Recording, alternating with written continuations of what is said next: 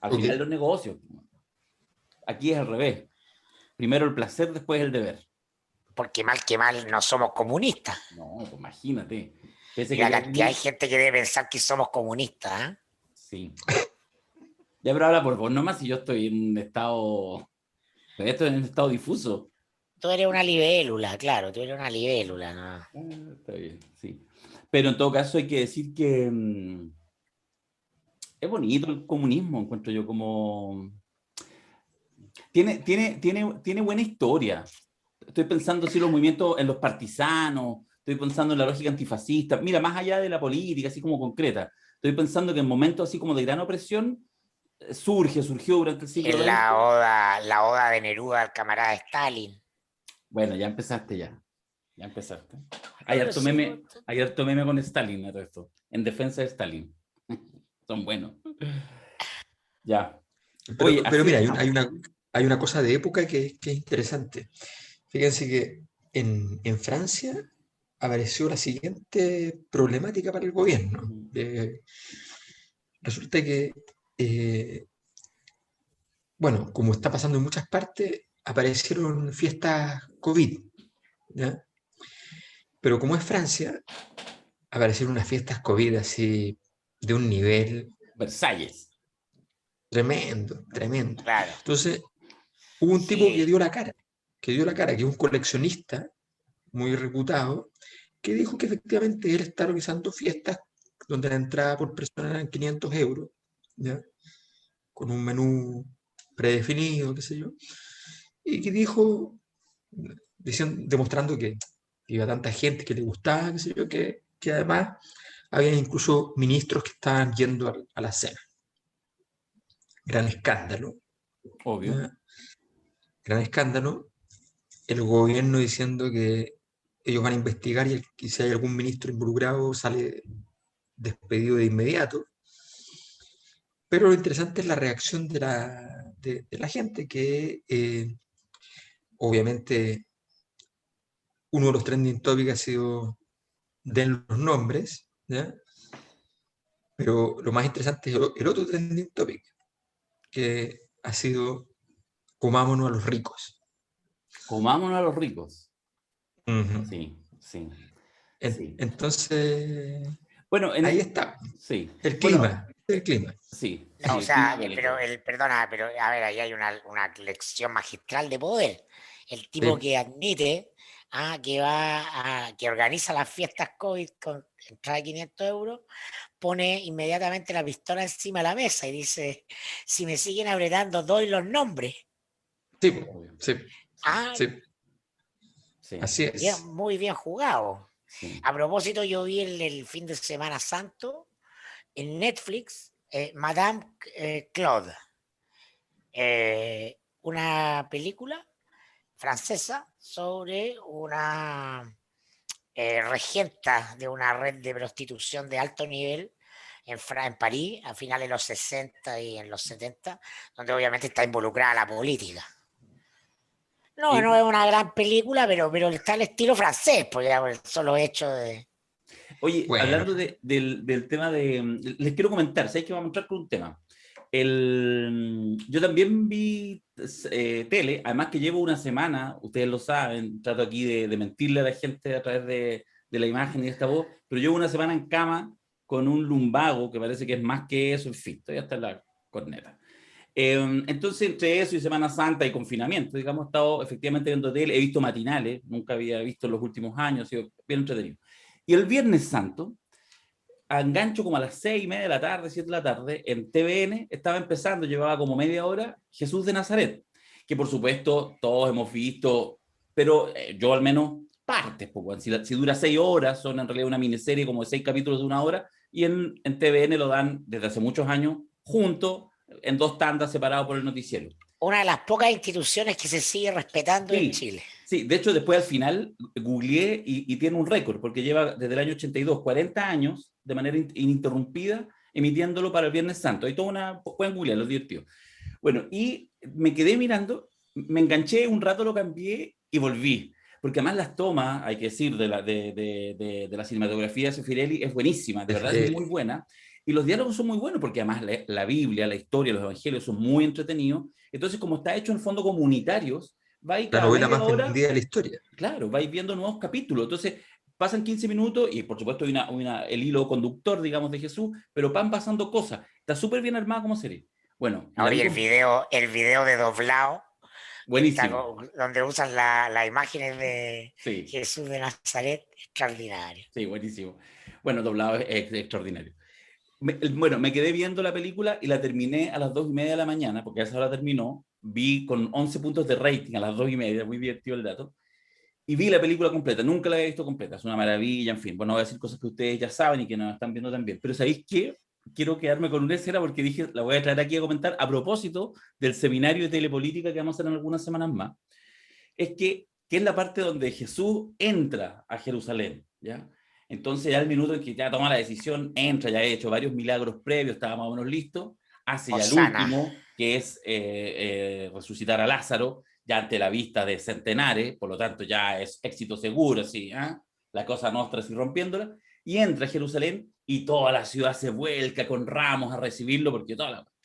Pasan 3 días, 10 minutos en la película, 3 días, y, y todo, la mitad del pool, ¿no? Que el 80% del pueblo ya está en contra. Y de hecho hay unos diálogos que yo nunca me había fijado, Claro. donde la gente dice, bueno, pero igual, sí, parece que fuimos engañados. Entonces, la cagó, compadre, pero sí, el desplome de las instituciones. O sea, ¿A quién eligen? ¿A Cristo o a Barrabás? ¡Barrabás! Porque ¡Barrabás! van pasando unos Ah, hueones, bots, claro, ¿eh? van pasando unos bots entre medio de la gente diciéndole, Barrabás, tiene que decir a Barrabás, tiene que decir a Barrabás, así que Barrabás gana.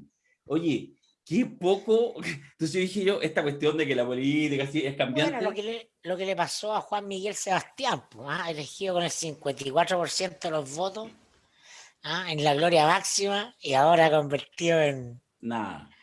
Bueno, ¿ah? Yo telepolítica, lo pensé de que, Jesús. Yo yo pensé que, me reí mucho con este meme, que no lo voy a mostrar acá, pero que aparece Jesús saliendo del sepulcro, ¿no? Al tercer día y dice, buena, buena, oh, weón, la media caña, ¿cuánto dormí? Y afuera hay una chica, podría ser María Magdalena, que dice, Jesús culeado, pensamos que estabas muerto, 3 días buscándote. yo solo puedo decir que yo pensé que, todo el rato pensé que Darío iba a citar la escena de los mercaderes del templo, donde Sefirelli, Sí, en una jugada increíble, pone de fondo, cuando la gente está enfervorizada en medio de un Cristo echando a los mercaderes, pasa por detrás un tipo con la bandera del Partido Comunista en medio de la escena. ¿en serio? Sí, Ah, no me fijé. Ah, no, sí, cachá. Buena. sí. Sefirelli pone ahí, Sefirelli, que termina siendo además hasta hace poquito el, el director escénico de la ópera de Milán, nada menos, de la Scala, ¿no? Pone ahí la bandera del, del Partido Comunista. No, lo No, interesante ahí, además, qué dirán en esa escena todos los que rechazan la violencia, venga de donde claro, venga? claro, porque Porque además no es Jesús, que Jesús los echa, Jesús no es que llamó hizo un llamado a retirarse destruyó a cosas. los mercaderes, no, claro. Sí, sí, Claro. Apedreó el semáforo en el templo, claro. sí. Sí, se saltó torniquete, todo, todo. A propósito de la escena del fin de semana, que fue la polémica, ya una cosa, estas polémicas ya de cualquier cosa, la polémica de Beatriz Sánchez comprando en el Jumbo y los mercaderes del templo. Pero lo interesante de esa polémica, que es esta foto de Beatriz Sánchez con un carrito lleno de Jumbo, así como compra mensual saliendo, es que fue una polémica que vino por derecha, pero también por izquierda. Sí, Porque hubo sí, críticas desde la derecha, los comunistas no pueden comprar en los supermercados, que es como la crítica más fácil, porque salen para diciendo, sí, vamos a cazar nuestros alimentos. Pero también sí hubo crítica a algunos sectores de la izquierda donde sí les parece inconcebible que una líder de la izquierda pueda comprar en el Jumbo. Porque son exactamente lo mismo, esos grupos son exactamente lo mismo. sí. Habrá que Los preguntar extremos se tocan en esa visión ideológica de la vida. No sé si se tocan es la palabra. qué Ellos caso se tocan, es todo posible. el rato se tocan, pues, son exactamente lo mismo. Habrá que preguntar si acaso es posible en los tiempos actuales salir del área de la producción o de la distribución económica. O sea, mantenerse fuera de ambas Claro. parece un poquito improbable. Sí. No, además como si comprarle a Polman en el Jumbo fuera mejor o peor que comprarle a Vilés en el Walmart, ¿cachai? Líder. O O sea, una weá- O sea, en la dimensión consumo, Jumbo es el único supermercado donde se cumple la regla del capitalismo, de que hayan muchos productos en competencia. sí, po. En el resto, en Chile, en sectores populares, hay una o dos marcas. Con suerte, no hay competencia en nada. ¿No? Entonces, efectivamente, es un símbolo de que el capitalismo solo funciona en segmentos altos, que es la Además, famosa ¿dónde venden libertad de esto? elegir entre diferentes marcas ¿Dónde venden en esto? el Jumbo. Exacto. Yo- Por lo tanto, nosotros, las cosas nuestras compran en el Jumbo. No, bueno, yo compro en Walmart, Porque lo siento. Estoy cagado. la ordinariedad de Sayel, Unimark, bueno, que tienen dos porquerías y puros productos Unimark, pues ahí Y el te Unimark es el compré. peor. El Unimark es el peor, Sí, reconozcámoslo. no, claro. Es Bueno, solo es para que, emergencia. bueno, Oye, no, ¿en qué el minuto turqueo, derivamos? como ¿En qué decía minuto Fra derivamos? Rasuri, el turqueo permanente. Porque, ¿en qué minuto derivamos a un análisis de La rasura es que fue dueño de Unimark también. de la Por mercadotecnia? supuesto, pero cuando Sayé se lo quiso comprar, lo denunció públicamente por estar Sí. turqueándolo en el precio. ¿Ah? Es decir, ¿Sabes qué? Solo antes de entrar al primer tema que les quiero proponer, solo a propósito de lo que decíais de esto que de los extremos se tocan, yo haría una pequeña salvedad.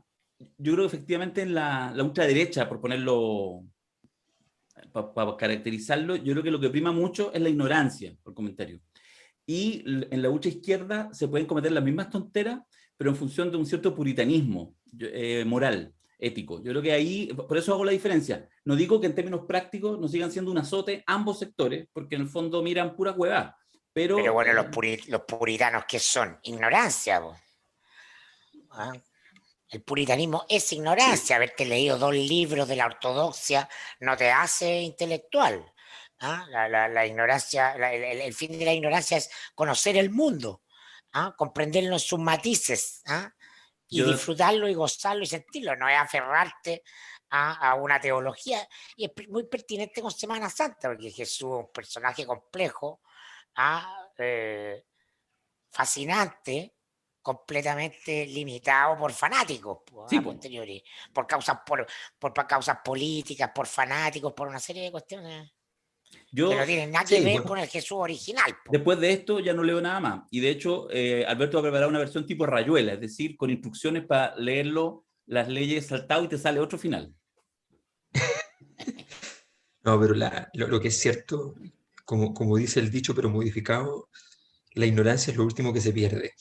O sea, es muy difícil luchar con la ignorancia. Sí. Y en ese sentido, la política es un maravilloso ejemplo de aquello. O sea, efectivamente, es muy duro chocar contra, no el velo, porque no es un velo, sino que contra el muro de la ignorancia, porque hace muy difícil que se pueda entrar a discutir. A veces esa ignorancia efectivamente tiene un ribete más parecido a la inocencia, pero efectivamente sigue siendo ignorancia. Y a veces la ignorancia tiene esa cosa fantástica que es el fanatismo de la ignorancia, que es como de verdad justamente encerrarse en el placer y el deseo de disfrutar el hecho de que no sabes de algo. Entonces, por ejemplo, efectivamente la figura de Jesucristo es una figura fantástica como desarrollo de la ignorancia. La mayor parte de sus defensores más acérrimos niegan lo esencial, y es que Jesucristo es el primer líder político de carácter macro que defiende la igualdad. O sea, es el primer líder de izquierda, digámoslo así, en términos universales. Eh, Pueden decir lo que quieran, pueden decir lo que quieran de la iglesia, pueden decir lo que quieran, pero como Jesucristo es el primer líder igualitarista de la historia que va y le dice al pueblo judío, no hay pueblo elegido, no hay pueblo elegido, somos todos los seres humanos iguales. ¿Ya? Eso viene de los griegos, viene de hecho, viene de los cínicos, viene de Diógenes, o sea, viene de un lado muy secundario, no viene de Aristóteles, no viene de Platón, viene del tipo que se creía un perro, ¿ya? Y que inventa este concepto fantástico que es cosmopolita, o sea, somos ciudadanos del cosmos, y él toma eso, él y muchos otros seguidores, era el alumno privilegiado de un gran líder intelectual dentro de los rabinos, pero un líder disidente, igualitarista, y dice, no hay pueblo elegido, somos todos iguales, y la clave se juega en la ética, en la conducta de las personas en el mundo, y no se juega en los ritos. Mm, mm. Haga los ritos que quiera, lo que importa es cuál es su conducta. Entonces, es una cosa políticamente muy potente, eso es lo más interesante que tiene Cristo. Después viene toda la tontería de atribuirle toda clase de problemática esencialista y absurda, hasta convertirlo incluso en una figura conservadora, que evidentemente no lo es. Bueno, ese es su éxito, que todos se lo quieren apropiar, pues. Sí, porque te lo voy a apropiar de distintos lados. Voy a cometer la herejía, tratar de entrar en contingencia, aunque yo diría que, haciendo un juego de palabras, lo de Mirko, estamos como en tiempos mortadelas. ¿Ah?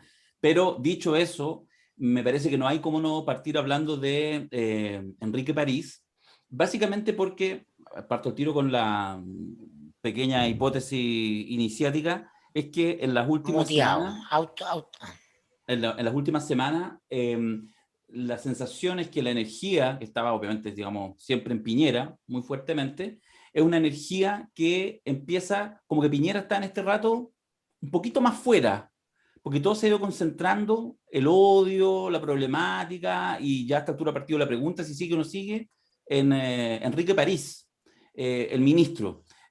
Lo cual, digo al tiro, no deja de ser interesante, que termina siendo un efecto similar, pero por otro lado, de lo que podría haber sido con Mañalich, cuando efectivamente concentraba todos los golpes y Piñera tuvo un poquito de respiro, y ahora pareciera que es lo mismo, aunque el personaje parece secundario y además con el contrasentido de que se entiende que está cayendo, después sobre todo lo de Ischia, que fue lo clave, lo que marcó un antes y un después, la gestión de Enrique París, pero termina siendo hoy en día la pregunta es ¿hasta cuándo dura Enrique París? No sé si ustedes creen que primero, que si la pregunta es relevante y si efectivamente parece que tiene cara de finado el ministro. O sea, yo creo que lo más importante es a- cuál es la razón por la cual entró tan fuerte lo que dijo Isquia Siches. Y el punto uno suele atribuirlo al emisor, que obviamente siempre tiene su mérito, pero cuando las cosas llegan a este nivel, el punto, vamos a decirlo así, no está en el emisor, ¿ya? Sino en cuántos edificios se cayeron con el terremoto. O sea, la persona puede haber dicho efectivamente un grado 7, un grado 8, y otra cosa es cuántos son los daños. ¿Ya? Y si te agarra en un terreno arenoso, ¿ya? Un terremoto en Ciudad de México, se te caen muchas cosas, porque efectivamente se amplifica el movimiento. Y eso es lo que pasó acá, o sea, lo que vemos por doquier. Uno lea lo que lea, vea la declaración que sea, todos están repitiendo como un mantra. Uno, primero, esto se pudo haber evitado, dicho por Isquia Siches claramente. Dos, claramente el Ministerio de Salud no está mandando y el Ministro de Salud no está mandando. No tiene peso, no tiene relevancia, no es quien toma las decisiones, que es lo más importante que plantea Isquia Siches. Y por tanto, entonces, la figura del ministro, que es una figura como un fusible que está roto, que está muerto, ¿no? Que no sirve.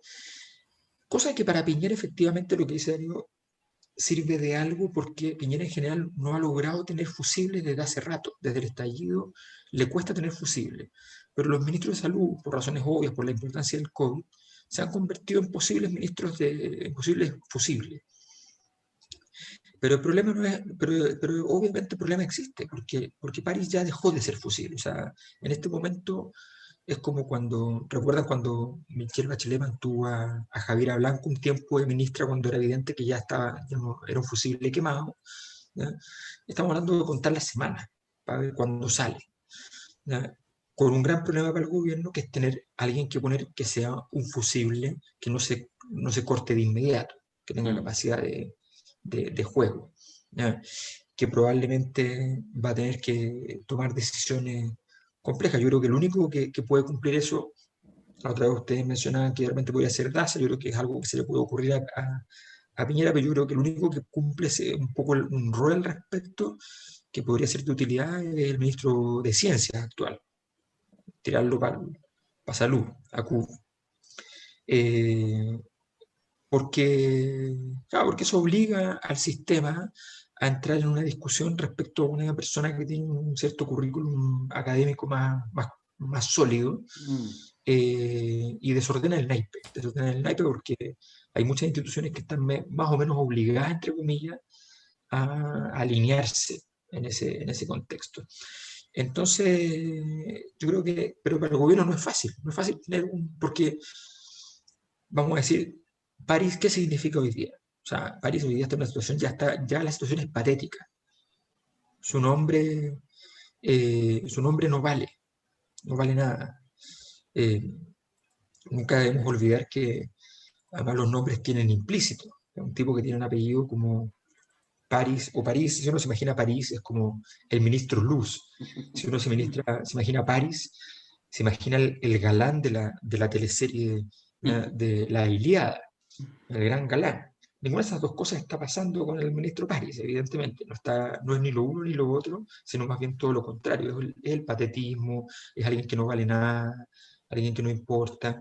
Y por tanto, en este momento, su valía está en el peor momento. Creo que se le hace, creo que para Piñera es una situación difícil. Eh, Todo este escenario le ha destruido todo lo que ha pasado afuera, la ha destruido, que lo pongan de ejemplo, de nuevo, de lo que no hay que hacer, políticamente hablando. O sea, entonces las vacunas, que es un éxito obvio, evidente, ¿ya? Francia tiene el 4% de la población solamente con vacuna, el 4% de la población.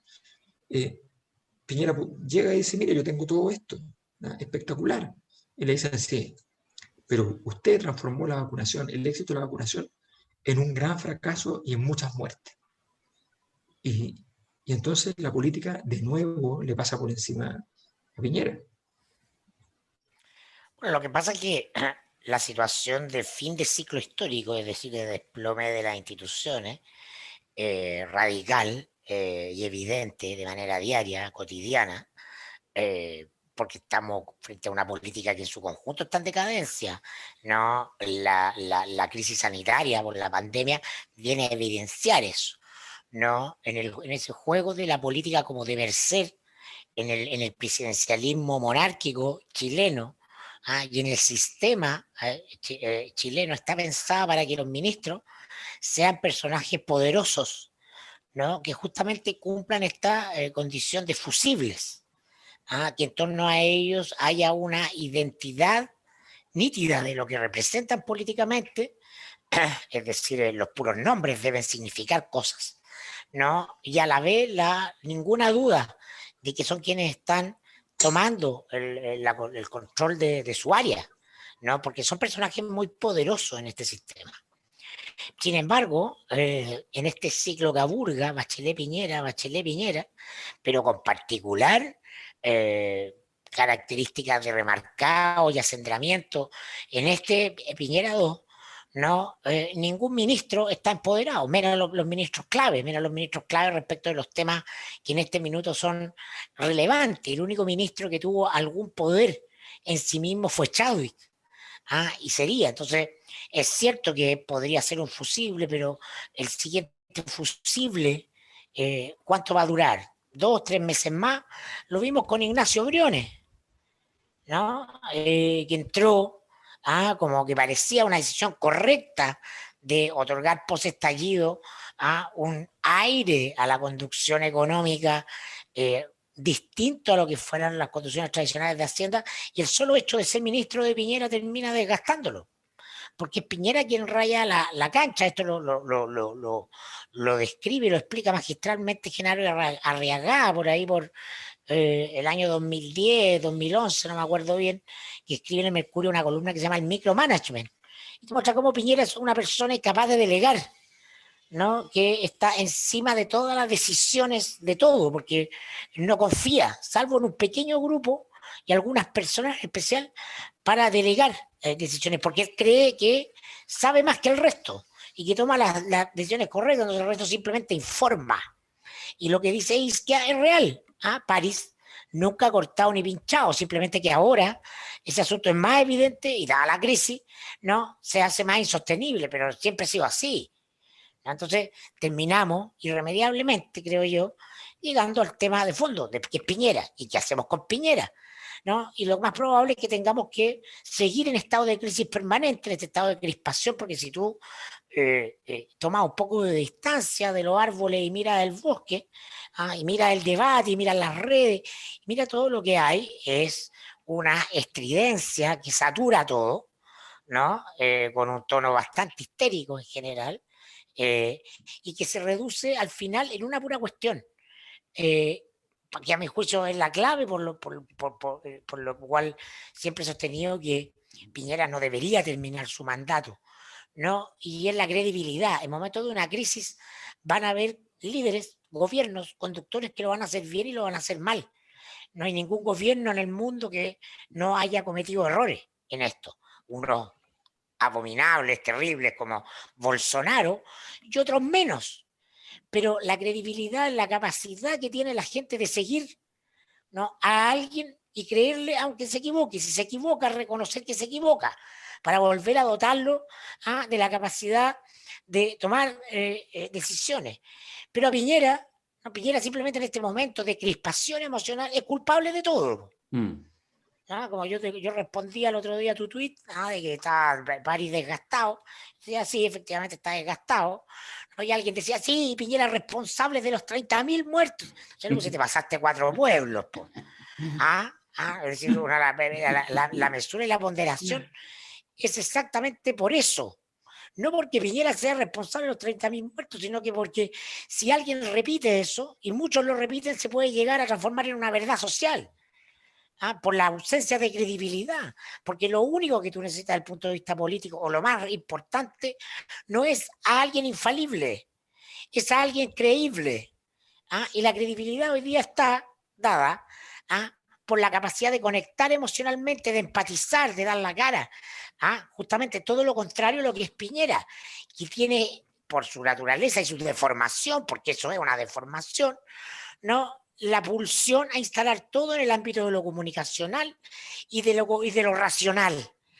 Quiere argumentar a su favor siempre con números, con datos, con estadísticas, y no sabe gestionar una emoción mayoritaria, ¿no? De descontrol, de frustración, ¿no? Y de irritación, porque estamos en esta crisis de final de los 30 años, en la crisis del modelo. Mira, yo recogí acá el posteo en Facebook de una chica, la Javi, que era alumna mía en periodismo. Se fue a vivir a provincia y se dedica a vender manualidades. Entonces, ella nunca ha puesto un posteo de política, ni en una campaña, ni en nada. Dice, no sé qué palabra ponerle a la situación actual de las pymes.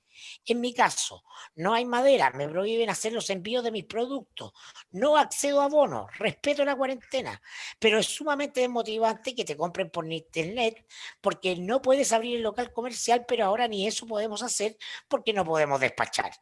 No sé dónde sacaremos fuerza las pymes, que no somos alimento, ni medicamento, ni nada de esas cosas. O bien deberemos emprender en eso porque tenemos cuentas, familia, etcétera. Sentido común, no hay indignación, no hay politización, hay perplejidad. Entonces, eso es mayoritario. Ese es el estado de cosas. Y la mala noticia es que no hay política. Y por lo tanto vamos a seguir con este estado de cosas durante todo el año, porque Piñera va a seguir ahí. Porque sí debería haber un mínimo consenso que el país requiere otro liderazgo. Yo lo decía en el Comando Jungle, oye, un faro de luz, una acusación constitucional para sacar a Piñera, que ahora sí se justifica. Yo creo que no se justificaba después del estallido social, no era la razón para esgrimir. Pero hoy día la falta de credibilidad simplemente hunde al país en una mayor crisis. Porque evidentemente el problema de Piñera no es la responsabilidad por cual o tal cosa que hizo o no hizo, es porque no le creen. El país está sin liderazgo. En rigor no hay presidente. Y por eso el estado de confusión. Y por eso el estado de anomia. Y por eso que las cuarentenas no se cumplen. Es más complejo que eso, no solo por eso. Pero es condición sine qua non un liderazgo creíble para pedir cosas, que la gente se restrinja, se limita, a que ordene su conducta en cierto sentido. Y eso es clave. Ahora, una también condición sine qua non, a mi juicio, una acusación constitucional y la destitución de Piñera, es que evidentemente eso no sea parte del juego político. Que no la mayoría opositora, por tener mayoría, vaya a poner al presidente de aquí al final del mandato. Sería condición sine qua non que sea alguien de la propia derecha, para que la derecha concurra a eso. ¿No? Lo que estoy diciendo es una locura desde el punto de vista político. Es lo único razonable desde el punto de vista del sentido común de los ciudadanos como la Javiera, ¿no? Para volver a darle una posibilidad de conducción al país. Y que eso no esté en la reyerta política nosotros contra ustedes, ustedes contra nosotros, la izquierda contra la derecha, el gobierno contra la oposición. ¿Cómo salimos de eso? Bueno, la crisis, la locura, la distopía de la que hablamos al comienzo de nuestros podcasts en marzo de este año, en el periodo de este año, es esto, esta es la distopía. Una sensación muy similar a la anarquía. Sí. Sí, te puedo hacer una pregunta a los dos, ¿ya? A propósito de lo que quiero hacer una pregunta que va en la misma dirección que lo que está diciendo Mirko, pero con un efecto, un chanfle tipo Alessandro Del Piero, digamos. Vaya. Apareció en la prensa un informe, un estudio, un reporte, nunca me quedó claro metodológicamente cómo lo hayan hecho, pero que proyectaba desde Chile Vamos una situación muy compleja para efectos de la Convención Constituyente, a pesar de ir todos juntos, a pesar de todos los pesares. Resulta que estarían obteniendo justo un par de escaños sobre el tercio. Entiendo que horizontal hizo el estudio o lo mandó a hacer. Sí, pero sí, yo desconozco, es muy difícil hacer ese estudio bien sin plata. No sé si se hizo un estudio así como muy serio, qué sé yo, pero supongamos que a partir de las imputaciones que se hicieron se llegó a algo realista. Lo que importa es lo siguiente. Bueno, el estudio lo que dice básicamente entonces que para la derecha va a ser muy complejo porque implica en el ejercicio de la Convención Constituyente, si es así, si la cantidad de escaños es justo el tercio, que en el fondo no se te puede nunca desalinear nadie. Que es un escenario... Lo que es imposible. Lo que es imposible. Es un escenario muy parecido a lo que le pasaba, por razones muy distintas, que tiene que ver con los designados, qué sé yo, lo que pasaba en el Congreso durante el inicio de la transición, donde en el fondo los votos estaban justos para los gobiernos de la concertación y tenían que estar siempre alineados y siempre habían un par de DCs que se podían ir con uno o dos votos y daban vuelta al escenario. Bueno, en ese contexto, la pregunta que yo les hago es la siguiente. ¿Por qué se publica? ¿Por qué se publica? ¿Por qué el emisor quiere publicarlo? ¿Por qué el periódico está dispuesto a publicarlo? Podríamos ser puristas, imaginarnos que efectivamente se publica porque existe la prensa libre, ¿ya? Y que hay una noticia por dar y una polémica por construir y ya está. Que a veces pasa, no digo que no pase, que a veces pasa, pero en general es raro que se publiquen proyecciones que hablan mal del resultado de la derecha. Es raro históricamente. O sea, efectivamente aquí se ha dejado de publicar datos de estudios, encuestas, que perjudicaban a la derecha muchas veces, partiendo de modo muy elegante con el plebiscito del 88, que no se publicó la encuesta CEP y se dejó guardada en un cajón para no decir que perdía Pinochet, ¿ya? Y pasó también el 2013 con la misma CEP y con Adimark cuando la derecha estaba en una crisis enorme.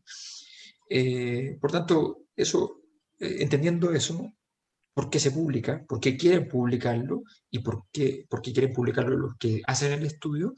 ¿Y por qué quiere publicarlo el medio de comunicación que hay en juego? Y digo esto entonces porque pensando en esos efectos grandes que les decía, tipo Del Piero, y tirándolo al ángulo en el fondo, siempre es importante imaginar una cosa que siempre Mirko ha planteado, y es que la derecha, ¿cuánto está rescatando o cuánto está perdiendo con tomar la decisión de sostener a Piñera? Mm. Y es una gran pregunta, no es obvia la respuesta. No. Yo me atrevo solo a decir, no sé si me hago cargo de responder las razones de por qué, porque yo creo que ahí puede haber razones chicas. Lo que sí creo que esa estrategia, al igual que lo que hace Pepe Out, cuando entrega así como un informe, hecho así como a la rápida, como en borrador, pero sabe que le va a llegar a miles y miles de personas por WhatsApp, o los distintos tuiteos del Nico Grau, da lo mismo, de mucha gente. Lo que yo creo es que hay detrás de eso hay un sentido común. Y ese sentido común, mira, no me atrevería a utilizar la metáfora del partido del orden, porque yo creo que incluso hay una versión más amplia que tiene que ver sencillamente con la organización, con los partidos, con la capacidad de conversar en una asamblea. Y yo creo que eso hay detrás de todos esos esfuerzos, porque de alguna manera cuando tú empezás a mirar distintos llamados, ya sea porque vamos bien o porque vamos como las huevas, pero que en el fondo son llamados a asegurar la votación allí donde hay mayor elegibilidad. Y eso se entiende en este mismo sentido común que es en las listas de partidos. La derecha hace su negocio por su lado, el centro, la izquierda y la más izquierda también, porque en el fondo entienden que ahí ese espacio es un espacio que te puede ir mejor o te puede ir mejor o peor, pero es un espacio conocido. Y yo creo que hoy en día, desde el Partido Comunista hasta la UDI, firmarían un espacio donde ojalá les vaya más o menos bien, pero un espacio conocido. Si yo te digo que vi la bolita cristal y que un 40% de quienes van a ser electos vienen de listas independientes, listas independientes, eso es la distopía para todos, desde el Partido Comunista hasta la UDI.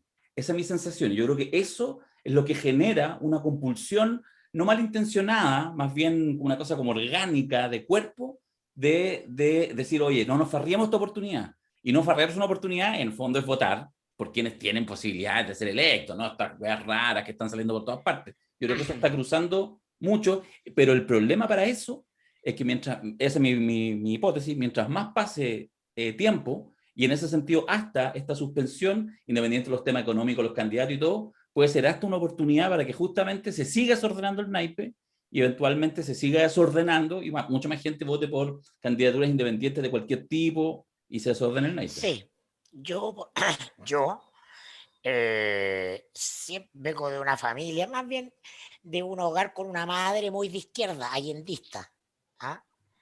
Admiradora de Fidel Castro, la ¿Qué te Revolución pasó? Cubana, etcétera. Entonces, en mi adolescencia, empecé a valorar mucho de aquello. Dije que efectivamente quería conocer el mundo por mí mismo, a propósito de lo que hablábamos de la ignorancia, que no me contaran cómo era la derecha. Quería conocer a la derecha, que no me correspondía por adscripción social, ni familiar, ni ideológica, nada. Entonces me fui a hacer mi práctica al diario El Mercurio, básicamente por ese afán de conocer, no iba a criticar, no iba a ver qué es esto, ¿Qué pasa acá, cómo funciona esto. Y eso te permite, y conocer mucha gente de derecha después, la vida, algunos cercanos, otros menos, hay de todo, como en la izquierda, ¿no? Y tú aprendes a separar la paja del trigo, y ves que también hay mucha diversidad, ¿no? Y una característica, por cierto, de ese mundo es que, siendo muy diverso, no ventila sus diferencias por la prensa, ¿no? Está el miedo, justamente lo contrario a lo que hay más allá, a los bárbaros que se permiten procesarse esas diferencias adentro porque saben que es su única posibilidad de sobrevivir. Han construido un castillo y los bárbaros afuera, ¿no? Si no mantienen ordenada la cuestión del castillo, ¿no? Simplemente los devoran. Esa es la sensación, puede ser falsa, pero es una sensación de temor. La derecha, la gente de pertenencia social, a la derecha de pertenencia económica, a la derecha con muchos recursos, tiene miedo. Tiene miedo por lo mismo que decíamos, así, en otro sentido es ignorancia a lo otro, a conocer un mundo distinto. Entonces, conociendo a algunos actores de este cuento, partiendo por el diario El Mercurio, ¿no?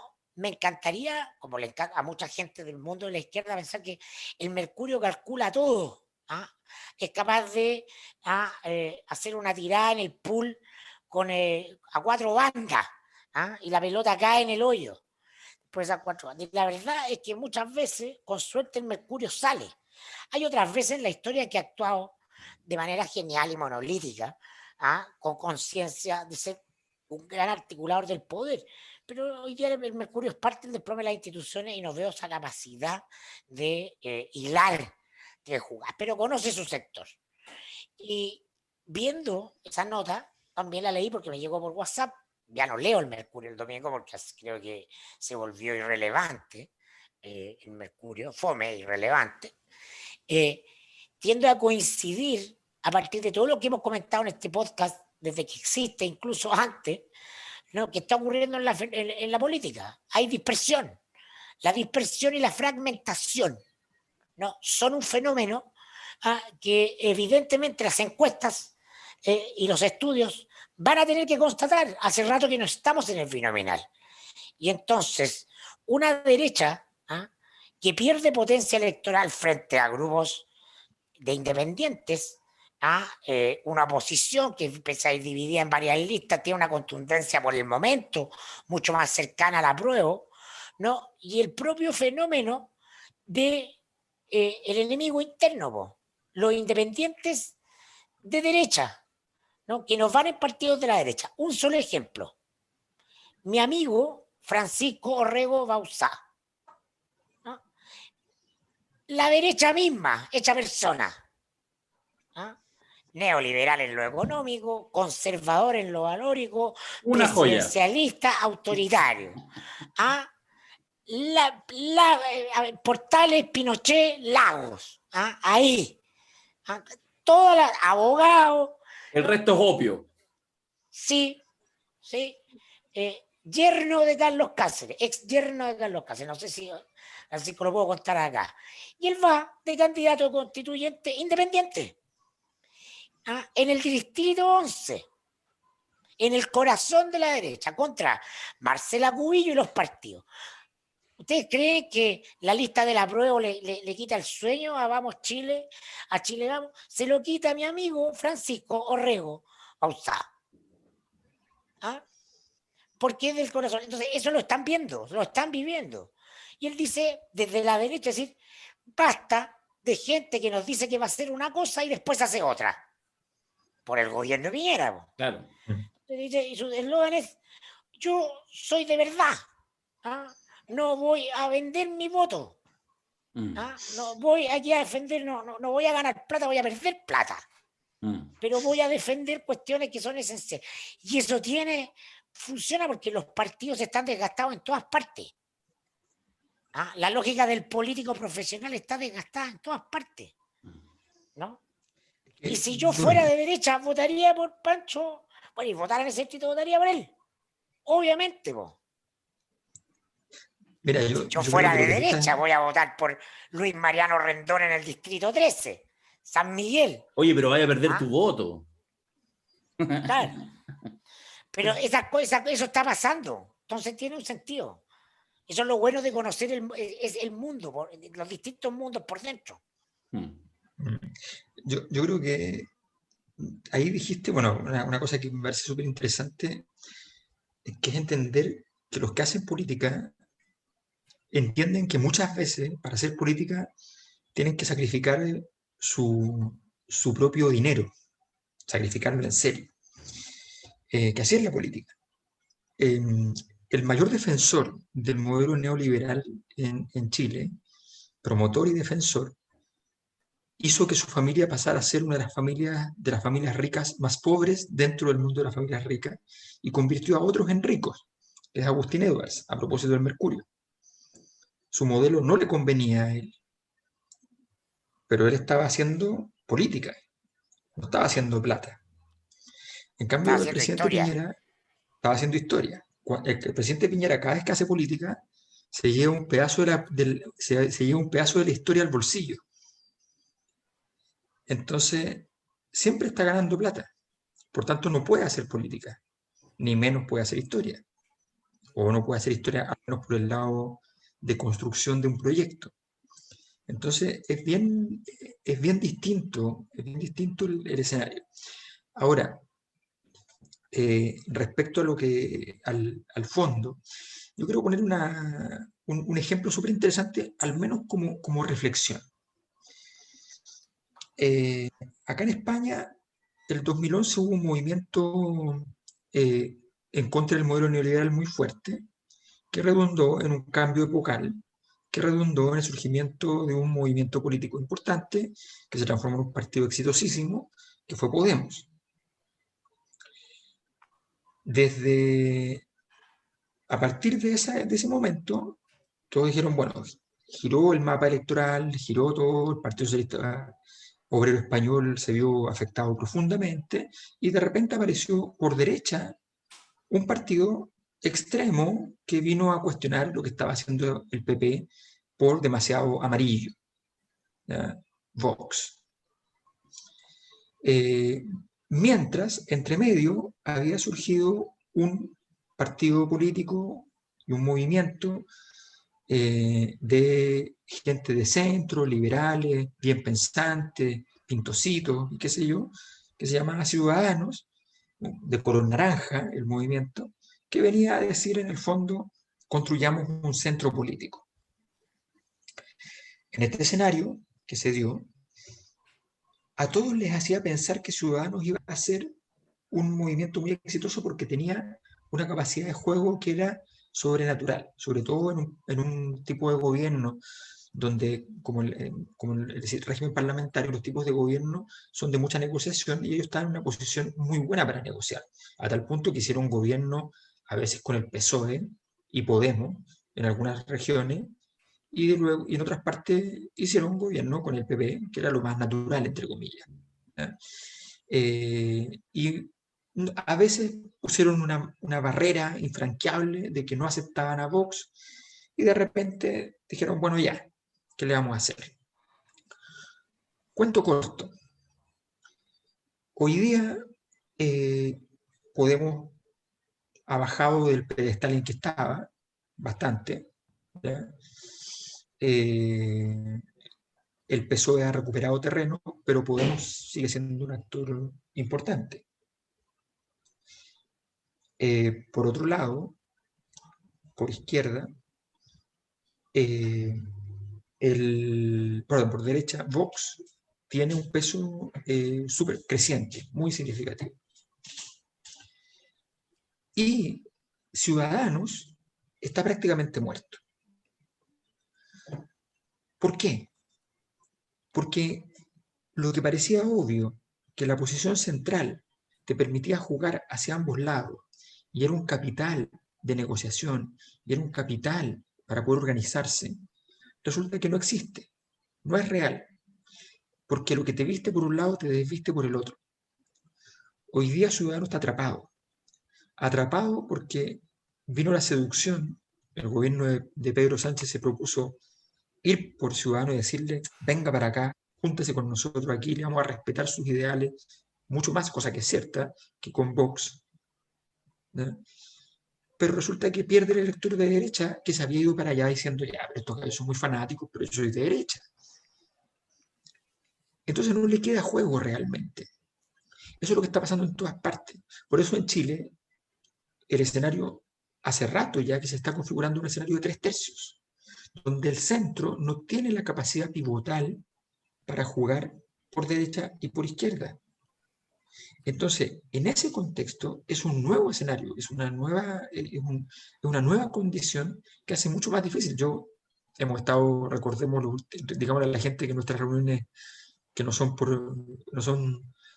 publicadas, hemos conversado varias veces de la posible próxima encuesta sobre temas presidenciales, y una de las cosas que hemos hablado es cómo lograr representar el espíritu de época en la encuesta, no medir unos nombres, sino que cómo representar el espíritu de época en la encuesta, y uno de esos espíritus de época es el tema de los 3/3 en el fondo, de cómo se representan, cómo se juegan y cómo pueden moverse. Pero además, el 3/3 figurativo no son los 3/3 de antes. ¿Ah? No. Porque nos ordenan, porque la característica de este tiempo de descomposición de la política representativa, de la democracia representativa, es la fragmentación. Eso hace la política débil, la fragmentación. Y el estudio que estamos comentando reconoce esa fragmentación, ¿no? Bueno, de hecho, una cosa que me gustaría... El mundo caótico de la oposición, todos los días las noticias, los titulares que son cada vez más decadentes, habla de esa incapacidad de articular, porque está hiperfragmentada. No solo en partidos, sino que en partidos, en tendencias, en personajes, en grupos que vetan a otros, ¿no? Entonces, la famosa unidad de la oposición, el Jorge Varaditismo, por así decirlo, no quiero personificarlo a él para hacer una crítica política, no personal, ¿no? El Jorge Varaditismo, el todos contra la derecha, no, es inviable. Es inviable el ciclo de fragmentación. Y la derecha parece unida, pero la derecha está conteniendo una ruptura al interior que también está expresada justamente por el fin de ciclo, ¿no? Entonces hoy día leían la segunda que Camila Flores, porque no le dieron en esta cuestión de Gutiérrez, de la moción de Gutiérrez para darle beneficio a los presos, ¿no? Para que no fuera a los presos de Punta Peuco. Y que Camila Flores quería meter, entonces dijo, no la apruebo ni una cuestión más este gobierno. Y partió por rechazar entonces la acusación, la investigación de la Comisión de Ética contra Pamela Giles, por unos dichos Pamela Giles contra un subsecretario, Camila Flores. Entonces tú quieres decir, ¿qué pasa acá? ¿Qué está pasando acá? Claro. Bueno, eso se está profundizando, ¿no? Eso no va a eliminarse un día, eso se va a profundizar. Importantes columnistas y referentes de Twitterlandia, ¿no? Que hablan de la unidad de la oposición en Maipú, por favor, para derrotar a la derecha. Pensar en clave siglo XX. Estamos en la era de las personas, de las personas, ¿no? El componente biológico no va más para ordenar. Respecto a lo que decía Alberto, la comparación, yo creo que es una comparación súper pertinente, de hecho es sorprendentemente pertinente y cercana el espectro político y cómo se movió en los últimos 10 años de España con Chile. O sea, efectivamente Podemos, Frente Amplio, Ciudadanos, Evópoli, o sea, está súper claro, Vox republicano, se arma. Pero como justamente tú decías, en España tienen el sistema parlamentario, yo creo que eso de alguna manera, con todos los cambios epocales y toda la cosa, hace que haya una ciudadanía un poco más politizada, ¿ya? No digo cuánto más o menos ignorante, pero más politizada y por lo tanto tiene más sentido. A mí me parece que lo que tú haces, la réplica, digamos, con el proceso chileno y con lo que pueda estar pasando en fuerzas políticas y esta lógica de los 3/3, me sumo un poco a lo de Mirko, la pregunta es qué porcentaje, ¿cierto?, de la realidad de la ciudadanía ocupa eso. Yo mientras tú hablabas del tema de votación, a mí me encantaría una cosa, un ejercicio que no sabremos, si uno pudiera, si existiera una gran matriz cuando las elecciones sean, supongamos el 15 y 16 de mayo, y la gente vaya a votar en esos 4 papeletas, me encantaría ver los cruces, me encantaría cachar el comportamiento de las personas, para ver si efectivamente la cosa todavía sigue más ordenada, y efectivamente yo voto por un candidato de centro en la constituyente, uno de centro para alcalde, uno de centro izquierda para concejal, y uno de centro, y me mantengo ahí, o que efectivamente hay cruces, porque ahí un fenómeno ya medio antiguo, que pasó mucho, no lo he visto cuantitativamente, pero a nivel cualitativo se habló mucho, que fue en Estados Unidos, respecto a las primarias demócratas, cuando fue elegido Trump, donde se impone Hillary Clinton a Joe Biden, por el ala de izquierda, pero el foro por el ala de izquierda porque estaba más cercano, más alejado de Wall Street. Entonces, de alguna manera se suponía que tenía que ser la más moderada, Hillary Clinton, la que le podía dar batalla a Trump.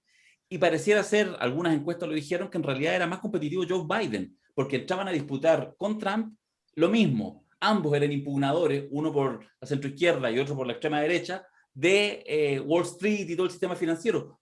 Le hablaban, digamos, al ciudadano más común. Y ya estaba establecido este clivaje que ya no tenía que ver con izquierda-derecha, sino con élite y el pueblo llano, la clase media, los sectores populares, como queráis llamarlo.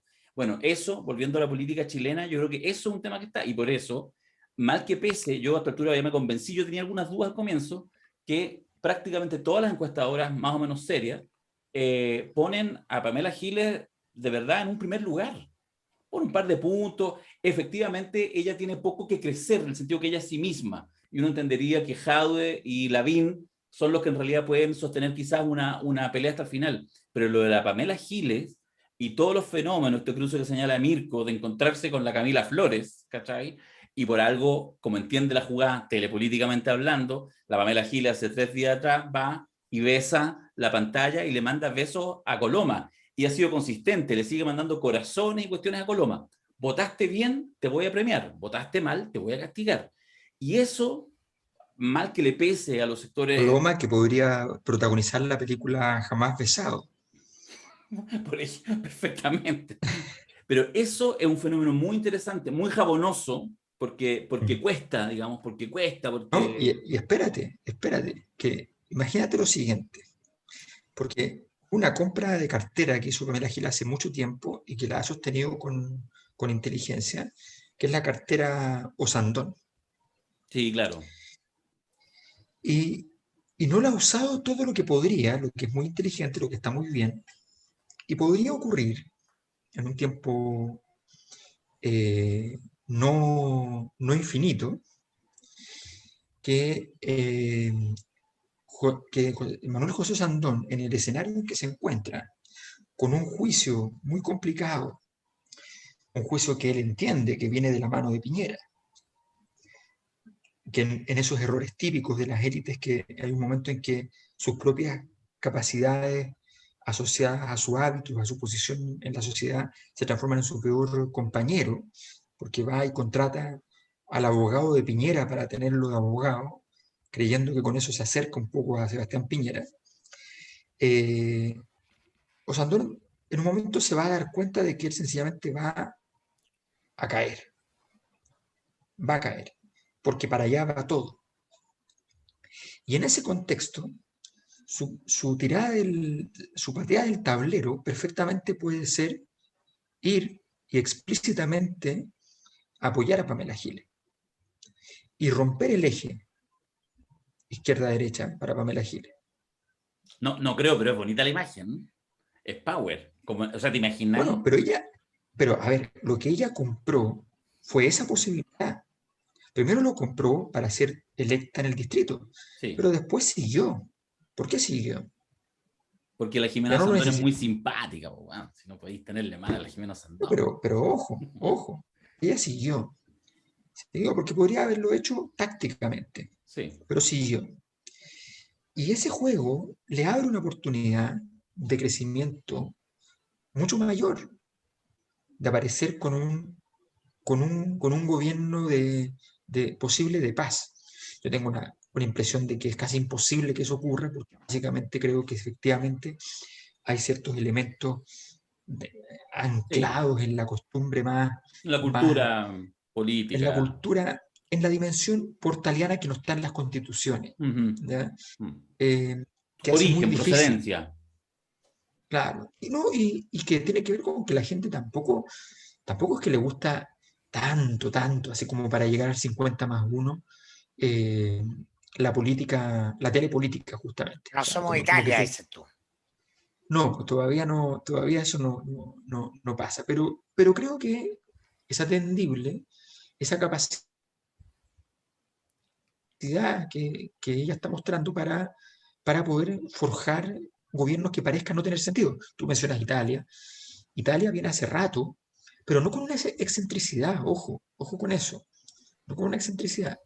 Viene hace rato con la tesis, que es una tesis que nace en Rusia en los 90, con la tesis de posibles gobiernos de izquierda y derecha, sobre todo de ultras izquierdas y ultras derechas, en conjunto. Es la tesis que da Paulo al movimiento que funda este tipo que se ha hecho célebre por su biografía escrita por Emmanuel Carrer, que es Limonov, pero que en realidad Limonov es el que recibe el testimonio de su líder, de un líder intelectual que inventa toda esta idea de la derecha y la izquierda populista junta, y luego eso se proyecta en el mundo, que en el fondo es un invento más viejo y obviamente argentino, que es el peronismo, ¿ya?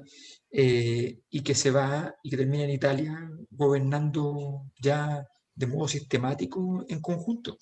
Entonces, no es menor porque ese escenario es, si uno tuviera que asignar una probabilidad, ¿ya? Eh, es posible, es posible. y además hay construido camino para ello. Probable es otro cuento, es otra historia. Oye, para ir un poco cerrando el podcast, la conversación de hoy, pero a propósito, imaginando lo que puede pasar en las próximas semanas con el ministro París, con el gobierno, porque estamos en un loop, evidentemente, estamos en un loop. Ahora, yo me acordaba, por ejemplo, de las conversaciones, algunas de ellas documentadas en estos podcasts que teníamos el año pasado, ¿te acordáis, Mirko? Cuando, por ejemplo, antes del primer retiro, y se veía ya que iba a aparecer, digamos, los estallidos de hambre, y que efectivamente los hubo, pero que después tuvieron su cauce a partir del primer y del segundo Bueno, retiro. el retiro los contuvo, claro. Claro. Entonces, de alguna manera ahora está lo mismo, pero ya no es la misma situación explosiva, sino una cosa mucho más donde obviamente cualquier gobierno, no sé, al primer, segundo mes de la pandemia, de verdad esto lo iba agarrando porque no sabía ir de plazo. Ahora que la cosa ya está instalada, estamos, yo creo, en un loop mucho más mortadeliano, para utilizar un concepto, porque uno podría pensar que entonces crecen las soluciones, y no, las soluciones, lo que pasa es que ya están conocidas, no tienen ese nivel de explosión. Todo está más putrefacto. Todos estamos putrefactos. En eso, solo dos comentarios para pedirles cómo avisoran las semanas que vienen, cosas que le caen a Piñera sin estar Piñera literalmente. Pero estoy pensando solo en cosas que han pasado las últimas 48 horas, para no irme más lejos, no quiero ni siquiera meter en Joy, que es otra espada de Damocles que está por ahí arriba. Pero, por ejemplo, la columna de Varela, no tiene que ver con Piñera, pero es ese mundo. ¿Pero qué? ¿Es una cosa inocente? Hoy le salió genial y por eso adquirió la columna Varela, con todo lo que se encierra. Lo que pasó ahora en estos días, que está explotando hoy y ayer, el tema del ISP, no tiene que ver, pero tiene que ver con la institucionalidad médica pidiendo recetas para vender anticonceptivo, cuando vendes anticonceptivo vía remota, vía internet. Ya se están movilizando en estas horas centenares de organizaciones feministas, etcétera, de todos lados. Tuvo que salir la ministra de la Mujer, Salaquet, a decir, no, lo vamos a solucionar. Entonces, en el fondo es como una cosa, así como un hoyo negro, y van apareciendo cosas, errores no forzados, porque esa es la parte que llama la atención. ¿Qué es lo nuevo? Yo creo que estamos hace mucho rato en esos errores. ¿Ah? El clima se va putrificando cada vez más, pero vamos a estar todo el año en eso, en este caos. ¿Ah? En este caos que no tiene conducción, la política solo está abocada a sus temas electorales. Esta es la única ley que pueden sacar. No van a sacar, como lo dijimos acá, ninguna reforma de pensiones, no van a arreglar ningún problema real de la sociedad chilena, solo pueden seguir jugando a la política. Sus peleas tienen que ver si los alcaldes vuelven o no, con qué pasa con la franja, los candidatos de acá contra los de allá. Todas estas cuestiones siguen distanciando a la política de los ciudadanos, y está el caldo de cultivo listo para que entre alguien por fuera y se lleve todo. Vamos a ver si eso ocurre o no, pero está todo ya para que aquello ocurra. No va a haber composición del ambiente durante el año, porque siguen los mismos actores, sigue el mismo Piñera que va a ser culpable de lo que hizo y lo que no hizo, porque se lo presume culpable de todo, porque hay una animadversión, se ha personificado en el todo. No, eso para el proceso institucional en medio de una crisis es gravísimo, porque tú, repito, no puedes tener, ¿no?, un sistema que se basa en el presidente, con el presidente cuestionado al nivel que lo está, al nivel de credibilidad, porque nada de lo que haga el gobierno va a ser leído como un intento razonable o objetivo de la autoridad por mejorar las condiciones de vida de otro. Todo es una trampa, todo un engaño, toda una apropiación. Si el tipo saca ahora en la tarde a promulgar el bono clase media, es letra chica, es una tontera porque no le va a llegar, está todo mal predispuesto contra él, ¿no? Entonces, eso va a seguir así, independiente que sea ministro, que cambien unos actores, gane sutanito, fulanito la elección de alcalde, esas van a ser noticias de coyuntura, pero el clima va a seguir así todo el año, sin lugar a dudas, hasta que estemos en la tierra derecha de la presidencial. Claro. A mí una de las cosas que más me gusta de esta frase que puso Darío de estamos en un loop, es que si uno repite la frase como cada 2 o 3 minutos, uno efectivamente está en un loop.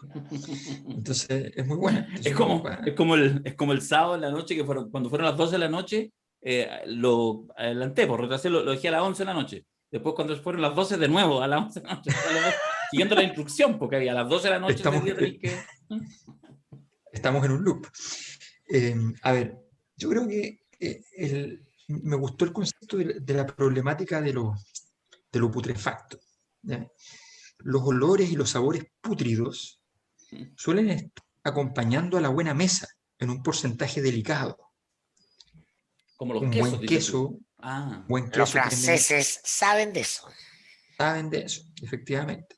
qué buen punto. En el perfume, en la novela El perfume, su autor va y hace la descripción fantástica de que todo ser humano, cuando él, con sus habilidades nasales hiperdesarrolladas, cuando cualquier ser humano que camine y él sentía la identificación de ese olor, siempre había un olor muy pequeño de base en la descripción de esa persona, que era un poco de olor a caca. Todo ser humano tiene un poco de olor a caca. Pero hay un trecho largo entre eso, ¿ya? Y el famoso término chileno de pasarse a caca, ¿ya? Ese trecho largo, ¿ya? Habla de la putrefacción total, de esa descripción. Voy a, voy a ir con Nietzsche, digamos, así habló Zaratustra, ¿ya?